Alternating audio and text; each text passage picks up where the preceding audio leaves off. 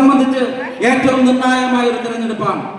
ഈ തെരഞ്ഞെടുപ്പിനെ സംബന്ധിച്ച് നമ്മൾ വളരെ സൂക്ഷിച്ച്, വളരെ ആത്മാർത്ഥമായി നാളെക്കുറിച്ച് നമ്മൾ കൃത്യമായി ചിന്തിച്ചില്ല എങ്കിൽ നമ്മുടെ നാട് വരുന്ന നാളുകളിൽ വളരെയേറെ കഷ്ടത അനുഭവിക്കേണ്ട ഒരു സാഹചര്യം ഉണ്ടാകും. ആരോഗ്യ മേഖല നമ്മുടെ രാജ്യത്ത് കേരളം 1ാം സ്ഥാനത്തെന്നാണ് പറയുന്നത്. ആരോഗ്യ മേഖല, ഈ ആരോഗ്യ മേഖലയുമായി ബന്ധപ്പെട്ട് സർക്കാർ ആശുപത്രികളെ ആശ്രയിക്കുന്ന നമ്മൾ, പണമുള്ളവന് പോകാൻ അത്യാധുനിക സൗകര്യങ്ങളുള്ള ആശുപത്രികളുണ്ട്. പക്ഷെ പാവപ്പെട്ടവനെ സംബന്ധിച്ച്, സാധാരണക്കാരനെ സംബന്ധിച്ച് നമ്മുടെ മെഡിക്കൽ കോളേജുകളും നമ്മുടെ ജില്ലാ ആശുപത്രികളും ജനറൽ ഹോസ്പിറ്റൽ പോലുള്ള ആശുപത്രികളിൽ നമ്മൾ ചെയ്യുമ്പോൾ നമുക്ക് അവിടെ സൗജന്യമായി കിട്ടുന്ന സേവനം എന്ന് പറയുന്നത്, ഞാൻ പറയുന്നത് കൃത്യമായി നിങ്ങൾ ശ്രദ്ധിക്കണം, അവിടെ സൗജന്യമായി കിട്ടുന്ന സേവനം എന്ന് പറയുന്നത് ഡോക്ടറുടെ സേവനം മാത്രമാണ്.